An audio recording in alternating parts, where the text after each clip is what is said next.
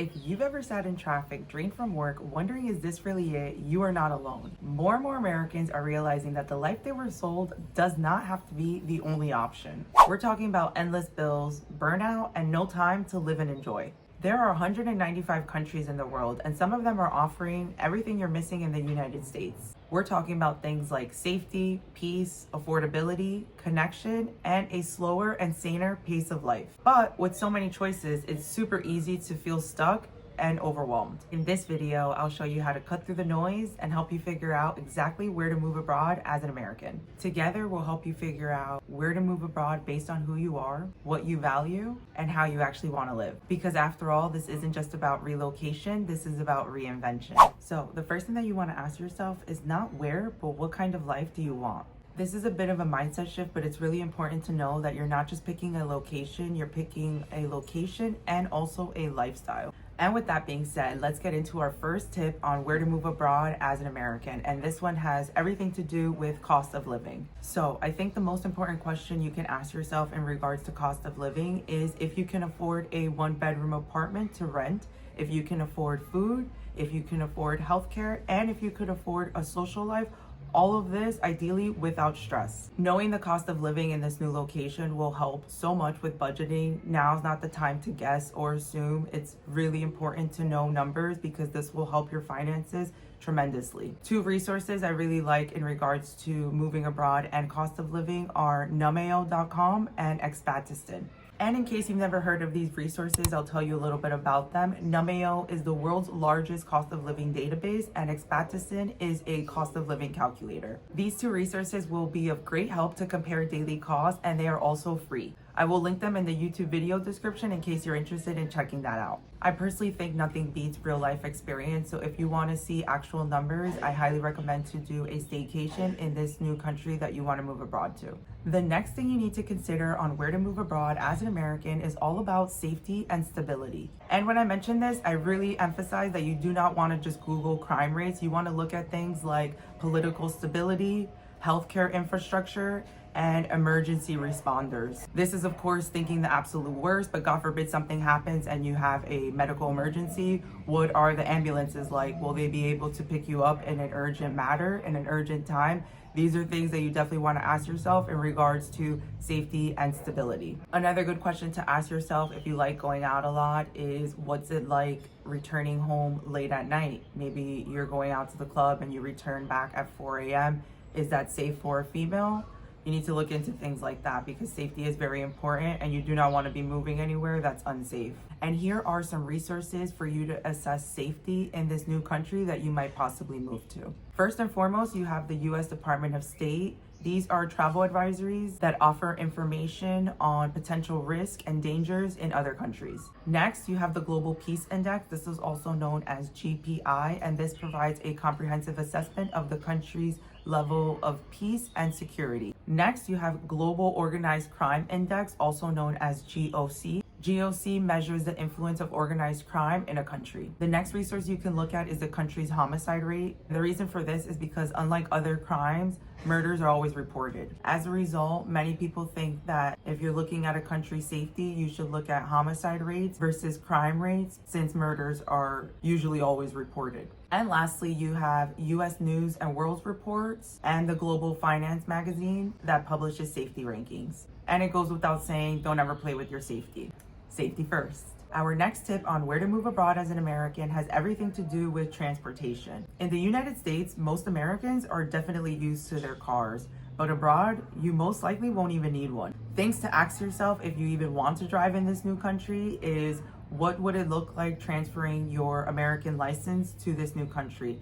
Is that possible? And the reason why I mention this is because when I moved to Spain, I wanted to drive in Spain as well, but you need a driver's license after you're living in Spain for some time, and you need a Spain driver's license, not an American driver's license. And to do that, you need to go back to driving school, you need to study, you need to take the test, pass, and go through that whole process, which I did not want to sign up for at the moment. So food for thought, it's definitely something to consider if your American driver's license isn't going to be transferable. Some other good questions to ask yourself in regards to moving abroad and transportation is, What is the public transportation like there? Is it pedestrian friendly? Can you get by walking to and from most of the places that you're trying to get to in this new place?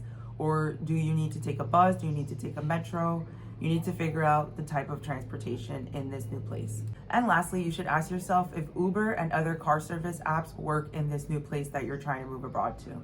Countries like Spain, the Netherlands, and Japan are public transit dreams. And if sacrificing your car when you move abroad seems like a big deal to you, you might be surprised with how convenient public transportation is in other countries. You might not end up missing your car after all. The next tip you need to consider on where to move abroad as an American has everything to do with weather and climate. It might not be a surprise that weather definitely affects your mood. Hello, SAD. A resource I highly recommend to check out is climatedata.org. On this website, you can check things like monthly temperatures, rain seasons, and even things like humidity, which is awesome. Figure out what's non-negotiable for you in regards to weather and try to find countries that mimic that climate. So if you hate gray winters, definitely skip Northern Europe. If you want countries with a lot of sun, I would recommend to look at countries in the Mediterranean, Central America, and Southeast Asia. And now the next tip you need to consider on where to move abroad as an American is all about food quality and health. This is huge and incredibly important because that country's diet will definitely be affecting your well-being and even your weight. Things you need to ask yourself is eating out healthy or is it a heart attack on a plate? What's the water quality like? Is the tap water safe? Can you drink it or will you need to get filtered water? Are Whole Foods cheap and accessible or is buying good food expensive? Countries that shine bright in this food quality department are countries like Spain, Italy, Japan, Vietnam. The US does not mark top tier here. And the next thing you need to consider on where to move abroad as an American is all about language, social life, and integration. I think it's incredibly important to note that not every country is as welcoming as the next, so definitely keep that in mind when picking your country. You definitely do not want to feel isolated when you move abroad, so some good questions to ask yourself: are people friendly to Americans? Do people there speak English? If they don't, are you willing to learn the language? Are there expat communities that are active and welcoming, most importantly? As I mentioned before, real life experience is always best. I think this will be a situation to audit once you've done a staycation or after you've been there for a few months. I think a great resource to look into before you move are Facebook expat groups. There you can ask questions and try to get an idea of the situation. The next tip on where to move abroad as an American is all about visa rules and residency. Luckily in 2025, it has never been easier to move abroad. There are so many digital nomad visas out there. There are student visas, worker visas. There are many different types of visas that you might qualify for, so it's best to look into what visas the country offers. And here's exactly how you're going to get visa information in this new country that you're trying to move to. Use justlanded.com and each country's immigration page for real visa information. Try to trust real and verified resources versus Reddit rumors. And the last tip on where to move abroad as an American has everything to do with healthcare. Healthcare is super important when it comes to moving abroad. And the last thing you want to do is wait for something to happen to your health to see what the healthcare is like there. So definitely look into healthcare before you move. Here are 4 important questions to ask yourself in regards to healthcare and moving abroad. First and foremost, is insurance affordable? Second, can you be seen quickly? Third, are they good medical providers? And lastly, fourth, are prescriptions cheap? Countries like Spain, Mexico, and Thailand have solid systems that cost a fraction of US prices. And I come bearing gifts, so here are 5 all-around winners for different lifestyles. Spain for great lifestyle and healthcare. Portugal for retirees and families. Thailand for budget adventurers. Next, Mexico is close to home and it's super affordable. And lastly, Japan. It's safe, very tech forward, and it's a foodie's paradise. And 2 bonus countries, if you're looking for remote work, are Croatia and Estonia.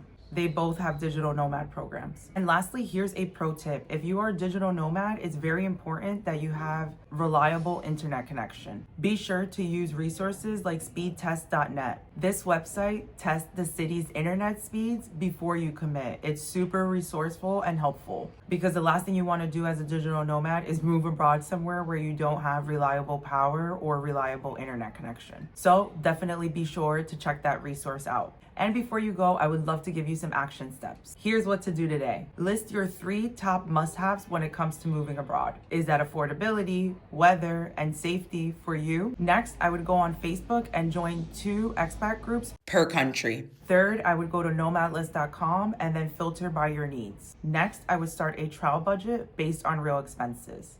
And last, but certainly not least, after you figured all of that out, I would then do the most important, which is do a test staycation in this ideal country. Moving abroad isn't a fantasy, it's a system. And once you're organized, you can successfully execute. And that's all I have for you today. I hope you enjoyed learning where to move abroad as an American. Thank you so much for watching. Be sure to like, share, and subscribe for more. And I'll see you in the next video. Ciao.